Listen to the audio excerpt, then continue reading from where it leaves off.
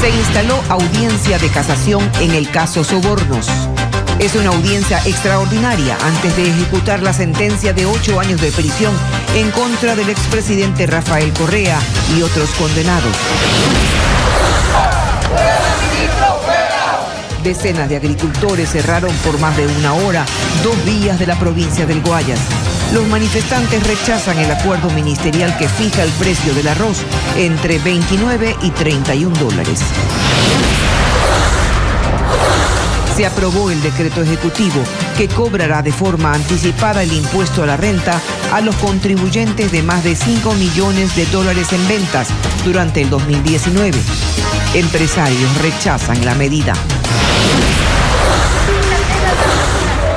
Consternación en una parroquia rural de Riobamba.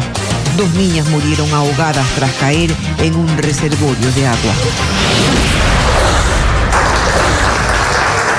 Después de 45 días de permanecer en terapia intensiva, fue dado de alta un médico que venció al coronavirus en el Hospital Militar de Quito.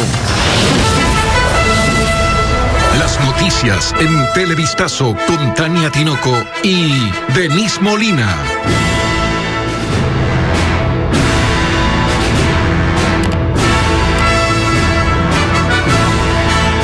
¿Qué tal? Muy buenas tardes, bienvenidos, esto es Televistazo. Hoy se instaló la audiencia de casación en el caso Sobornos. Tras conocer los recursos presentados por 16 procesados, el tribunal deberá definir si ratifica o no la sentencia. Tania, ¿qué tal?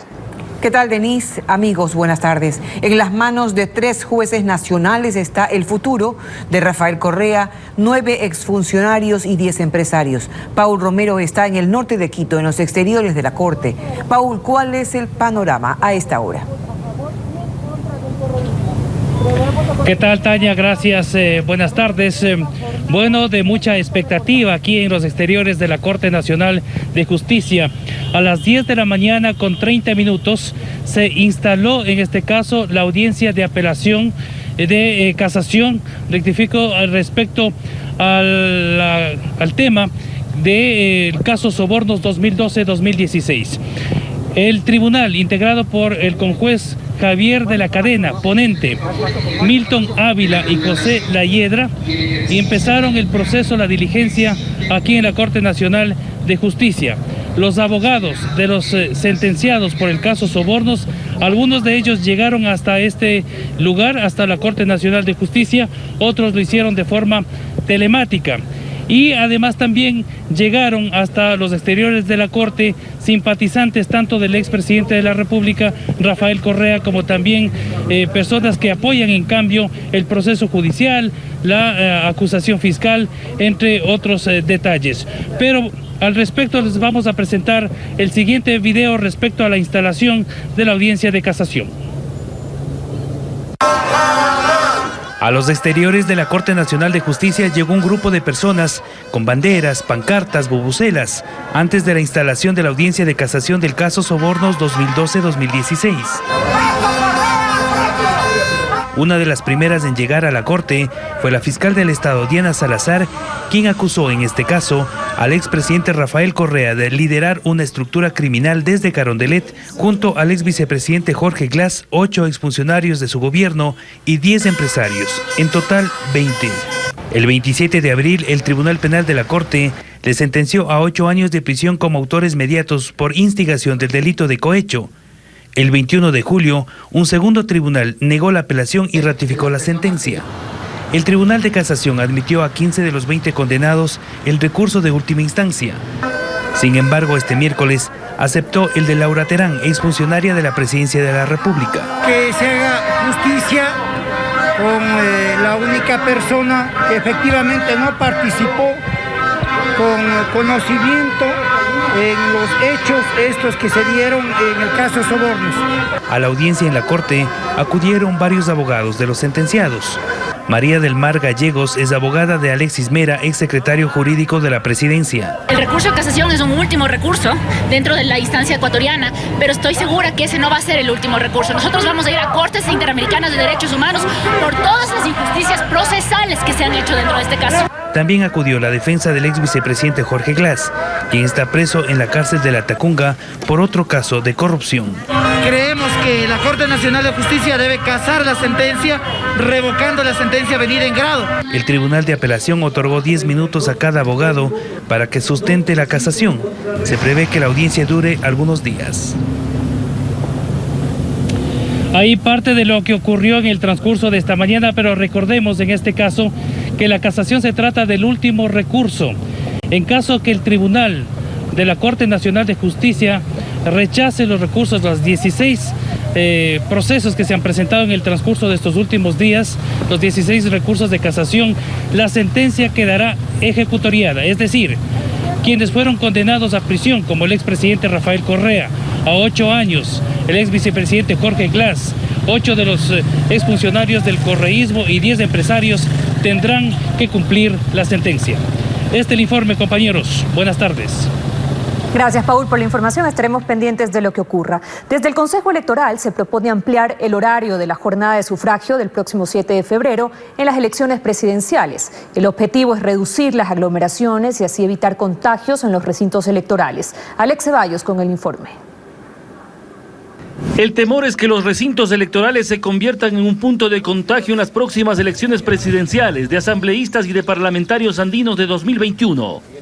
Se trata de evitar que entren en conflicto el derecho a la participación por un alto ausentismo, incentivado por un horario restringido, y el derecho a la salud por la eventual aglomeración de electores. El consejero, a través de un pedido a la función ejecutiva, propone que el sufragio inicie 1 hora antes, es decir, a las 6 de la mañana, y que termine no a las 17 horas como establece el Código de la Democracia, sino a las 18 horas. Ampliar con el mismo gasto, con el mismo esfuerzo de los ecuatorianos, mejores condiciones a que haya menor ausentismo y haya mejores condiciones de salubridad para todos. No sería necesaria una modificación de la ley, sino que se lo podría hacer a través de un decreto ejecutivo, afirma. La primera y fundamental es el estado de excepción que existe este rato en el país dentro de la Constitución, que permite este tipo de cambios ligados y fundamentalmente sustentados en la necesidad de mantener la salud de la población. El cambio tendría que ser aprobado antes del 17 de septiembre, fecha en la que el Consejo Electoral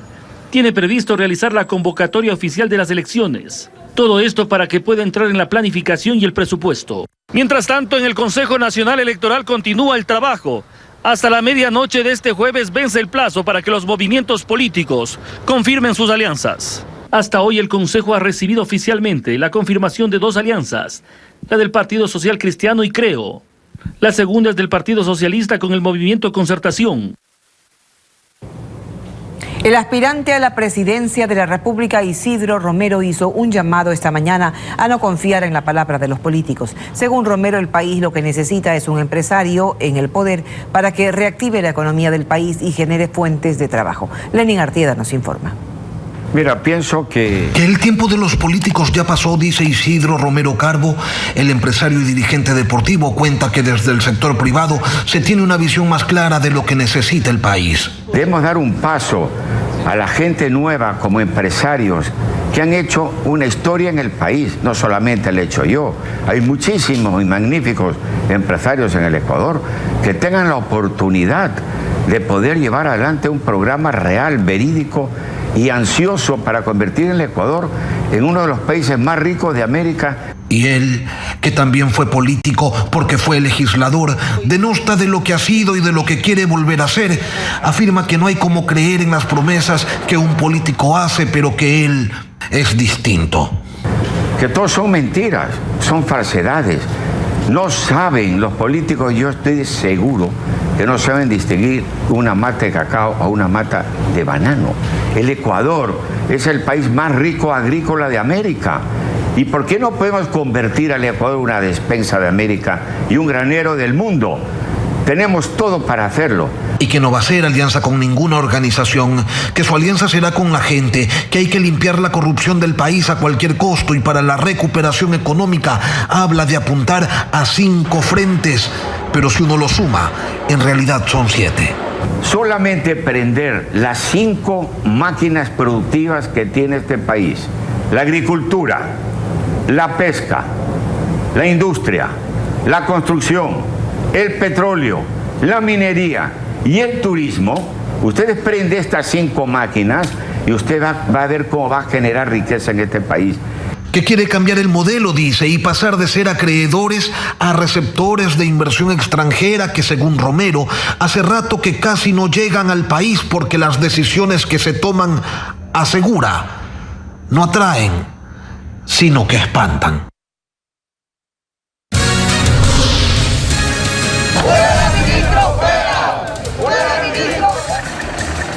Vamos a la pausa y al regresar, agricultores cierran por más de una hora 2 vías de la provincia del Guayas. Los arroceros reclaman por los bajos precios del quintal de arroz.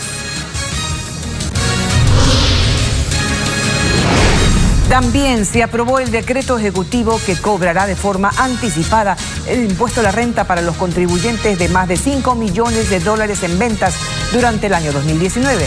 Tendremos reacciones de los empresarios.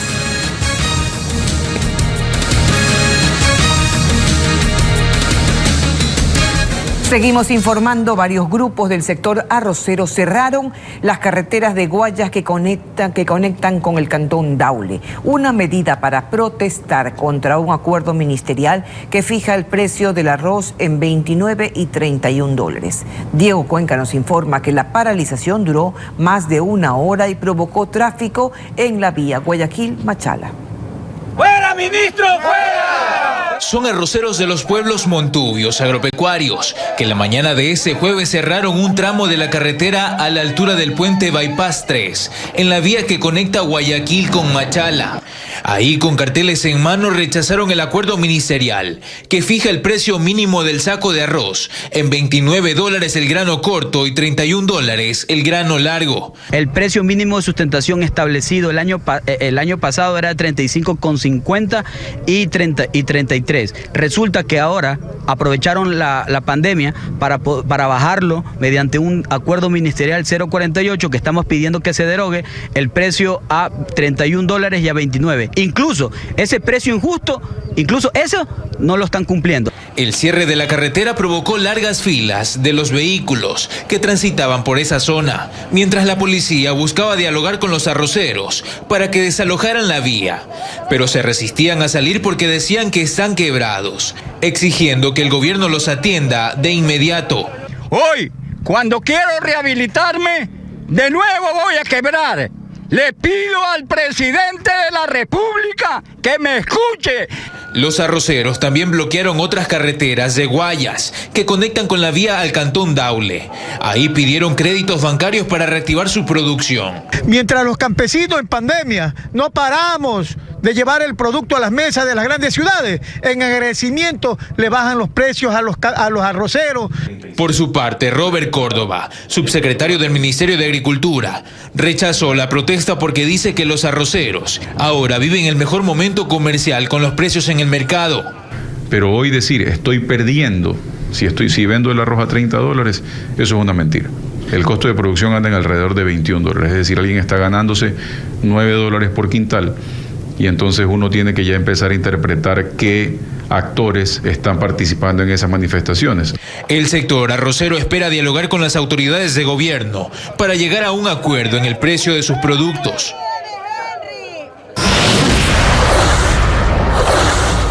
Tragedia en una parroquia rural de Riobamba. 2 niñas murieron ahogadas tras caer a un depósito de agua para regar los cultivos. El lamentable accidente ocurrió cuando las menores jugaban cerca del reservorio. María Gabriela Carpio nos tiene un informe con apoyo de nuestro corresponsal Ángel Pilatuña. El dolor se siente en la parroquia Quimiac de Riobamba. Allí, 2 menores de edad tuvieron una muerte inesperada. Según la información preliminar, las víctimas de 10 y 13 años jugaban con otra niña cerca de un reservorio de agua, cuando de pronto una de ellas se resbaló en el lodo y cayó en el tanque. Ha resbalado una niña y la otra trata de auxiliar, entonces en eso las 2 niñas se ahogan en este accidente. Al ver esta escena, la menor que se salvó de caer corrió para avisar a sus padres, pero fue demasiado tarde. Van familiares, les sacan, les traen al subcentro de salud, pero ya aquí no pueden salvarles, ya habían llegado sin signos vitales ya. Ese pozo de agua me parece que es para regar en las frutillas, pero las 2 niñas han ido por jugar, niñas por ir a estar en el agua, entonces pasa ese accidente. Nosotros hemos pedido llamado a la gobernadora de Chimborazo, nos ha dicho que nos va a colaborar con 2 féretros para las familias que son de bajos recursos económicos. Los pobladores de esta parroquia aún no asimilan la prematura partida de ambas menores que compartían una amistad de años. Solo Dios sabe por qué pasan las cosas y Él dará la resignación a cada uno de sus madres y a los familiares. Un momento de diversión que se tornó trágico y que deja a una comunidad entera sumida en la tristeza.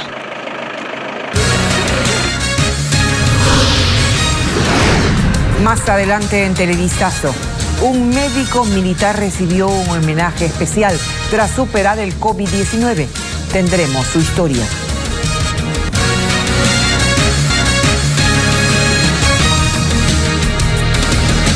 Seguimos con más información. El presidente Lenín Moreno firmó el decreto 1137 que establece el pago anticipado del impuesto a la renta para los contribuyentes que superen los 5 millones de dólares en ventas durante el 2019. José Carlos Alvarado recogió reacciones del sector empresarial que rechaza esta medida.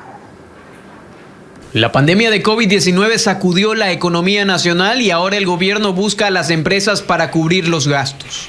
Este miércoles se publicó el decreto 1137, en el que el presidente Lenín Moreno dispone el pago anticipado del impuesto a la renta para los contribuyentes que hayan generado 5 millones de dólares o más en ventas durante 2019. El documento solicita que este pago deberá realizarse hasta el 11 de septiembre del presente año. El principal objetivo de esta disposición es cancelar 154,7 millones de dólares en atrasos al sector de la salud. Estos son por mantenimiento, adquisición de equipos, etc. Pablo Rosemena de la Cámara de Comercio califica esta medida como un atentado económico y asfixiante. Explica que quienes generan 5 millones de dólares o más en ventas no son solo grandes contribuyentes. Técnicamente son pymes, pequeñas y medianas empresas con ventas por 5 millones de dólares al año, y tú le haces el cálculo en esta supuesta utilidad contable con las retenciones.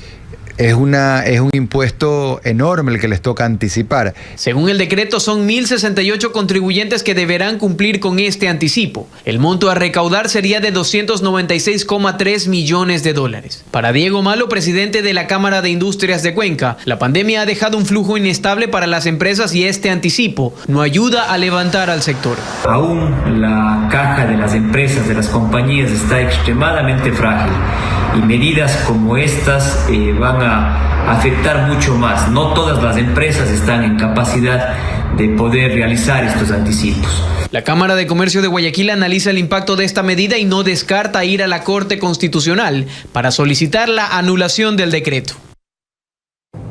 Un médico militar quien luchó durante 45 días contra el coronavirus fue homenajeado por sus compañeros. El profesional estuvo internado en la misma casa de salud donde ha atendido a pacientes durante 18 años. Carla Delgado con esta historia. Casi 2 meses pasaron para que el médico militar Germán Guala salga de esta casa de salud. Sigue adelante, estaremos siempre para apoyarte en esta misión. El galeno, quien dirigía el área de geriatría del Hospital Militar de Quito, se contagió de COVID-19 y permaneció 45 días en la unidad de cuidados intensivos. Como héroe que gana la batalla en esta guerra silenciosa, fue recibido con una ceremonia castrense. Los compañeros y la banda del ejército le dieron esta bienvenida en su retorno a la vida. Para mí es una gran sorpresa, gracias al Hospital Militar, quien ha luchado mucho por los pacientes con esta enfermedad. Está contento. Indica que es una nueva oportunidad que solo puede venir de un ser superior. Los médicos que se cuiden y sigan adelante, tratando a los pacientes sin miedo a lo que venga. Eso es un récord. Creo que en Quito, creo que una persona tuvo más tiempo en terapia intensiva, y realmente es un logro de los médicos del hospital que él haya salido después de tanto tiempo ya con el alta. Desde que inició la emergencia sanitaria en el Hospital de las Fuerzas Armadas de Quito, se han atendido a 3.000 pacientes con COVID-19. 100 de ellos han terminado en terapia intensiva. Un renacer que trae esperanza a decenas de pacientes que, como él, hoy mismo luchan en terapia intensiva para volver a reencontrarse con los... Esta madrugada la policía detuvo 8 personas que estarían vinculadas a una banda que cometía sicariatos, robos de vehículos y extorsión. Los allanamientos se ejecutaron en el Cantón Durán y en la penitenciaría del Litoral en Guayaquil. Fue en el Cantón Durán donde esta madrugada la policía junto a la Fiscalía allanaron varias viviendas en búsqueda de una banda criminal. Las investigaciones se realizaron durante 2 meses para detener a personas involucradas en diferentes delitos.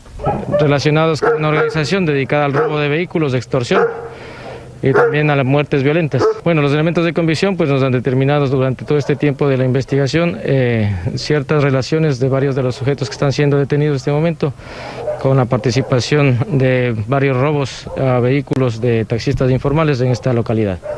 En una de las casas allanadas, los uniformados capturaron a un hombre en el Cerro Las Cabras, una zona de Durán considerada conflictiva debido a los robos y microtráfico. En los últimos meses, este cantón del Guayas ha registrado un alto índice de muertes violentas. Justamente es la intervención del Estado a través de la Policía Nacional, de la Fiscalía General del Estado, lo que está haciendo presencia aquí para poder mitigar este delito que nos está causando daño en la localidad, señores. La policía informó que el operativo se extendió a la penitenciaría del Litoral en Guayaquil, pues según las investigaciones, desde ahí era dirigida esta red delictiva. En total se detuvieron a 8 personas. A partir del 14 de septiembre se reanudará la matriculación vehicular en Quito. Las autoridades confirmaron que la revisión técnica vehicular no será requisito para completar el proceso, por lo que queda suspendida este año. Andrea Báez conversó con las autoridades y nos explica. Después de 5 meses de suspensión por la emergencia sanitaria, las autoridades de la Agencia Metropolitana de Tránsito ya tienen fecha para reanudar el proceso de matriculación en la capital. Así lo confirmó el director de la entidad, Juan Manuel Aguirre. La matriculación se va a reiniciar el 14 de septiembre. Lo que sí hacemos un llamado a la ciudadanía es que sí pueden cancelar, porque a partir del 14 de septiembre ya se pueden generar multas de intereses porque se termina el estado de excepción. Ingresando a la página www.amt.gov.es, pagar el impuesto al rodaje, cancelar multas pendientes e ingresando al sistema del Servicio de Rentas Internas debe pagar el rubro por matriculación. Una vez que tenga listo este trámite, podrá continuar con el proceso a partir del 14 de septiembre. Así lo explica Sebastián Lazo, director de matriculación. El día 14 de septiembre nosotros tenemos previsto que se habilite el módulo digital de matriculación que está previsto dentro de la página de la Agencia Metropolitana de Tránsito. Es un formulario que tiene que llenar el usuario con los datos tanto de la persona, del propietario del vehículo, como del vehículo. Luego de esto, usted recibirá vía mail en un plazo de 72 horas su permiso de circulación. Solo si es renovación de la especie tendrá que acercarse a las oficinas a retirarlo. La revisión técnica vehicular está suspendida durante este año en la capital. Las personas que hicieron el pago de este rubro pero no lograron hacer el trámite, se les realizará una nota de crédito para hacer la revisión en el 2021. Tendríamos también la excepción para el transporte público y comercial de la no revisión técnica vehicular hasta el 31 de diciembre del 2020. Mientras tanto, en las oficinas ya se aplican todos los protocolos de bioseguridad para recibir a los usuarios. Para la matriculación se establecerá un cronograma de calendarización que tendrá que ser aprobado por la Agencia Nacional de Tránsito. Gracias por acompañarnos. Continuamos. Serias dificultades se enfrentan los estudiantes de zonas rurales en el inicio de un nuevo periodo escolar. La falta de internet, de computadoras, incluso los lleva a pensar en abandonar los estudios. Hernán Higuera viajó hasta la parroquia de Zumbagua, en Cotopaxi, y nos tiene un informe. Gracias, buenas tardes. Si en el área urbana el sistema educativo tiene graves falencias, en el sector rural el problema es mucho más complicado. Desde la comunidad Michacalá, en la provincia de Cotopaxi, les contamos que cientos de estudiantes no pueden acceder a su derecho a la educación. Si antes de la pandemia las brechas entre la educación de la ciudad y la del campo eran muy marcadas, hoy con la modalidad virtual son enormes. Cuando los profesores sabían enseñar era bien en Zumbagua. Ahora que estoy por internet no aprendo nada. Basta viajar a las comunidades de la parroquia Zumbagua, en Cotopaxi, para darse cuenta que la falta de internet y de computadoras deja a muchos estudiantes fuera de su derecho a la educación. Hace medio año que estamos ahí sin profesor. Mi hija no está estudiando, ahorita no saben algo, ya olvídense. Olvidando, ahorita necesitamos internet y no tenemos. Es la comuna Michacala, donde hay 200 estudiantes de escuela y colegio. ¿Cómo hacen para estudiar? Una vez a la semana los jóvenes deben salir de sus casas para ir por sus tareas. Es como lo oye. Y eso implica caminar largos trechos hacia el pueblo, Zumbagua. Debo bajar de mi casa al centro de la comunidad 15 minutos. ¿Y ahí qué haces? Ahí llego a la señal y descargo así. ¿Y de ahí? De descargo y regreso a la casa a hacer los deberes. Es así como David, Nelly, Verónica, Kevin y todos los estudiantes de la zona lentamente van aprendiendo. Estamos aprendiendo logaritmos, cálculos de logaritmos y estamos aprendiendo el logaritmo de un producto. Tener una clase virtual para ellos es imposible. No tienen internet ni computadora. Portan celulares, pero las telecomunicaciones no existen. Una de las alternativas que plantea la propia comunidad es que el COE nacional autorice el regreso a clases en el área rural. Solo de esta manera se podrán reducir las grandes brechas que va dejando la pandemia en el sistema educativo. Antes de finalizar, les contamos de un acto positivo que se registró en Tomebamba, parroquia del cantón Paute, provincia de Azuay. Como vemos en el video, un policía escaló hasta el tercer piso de un edificio ubicado frente al Parque María Auxiliadora para rescatar a un pequeño perro. El uniformado, identificado como Steven Tates, se percató de los ladridos del can y al observar que estaba atrapado en el balcón, decidió subir para ayudar. ¡Qué lindo!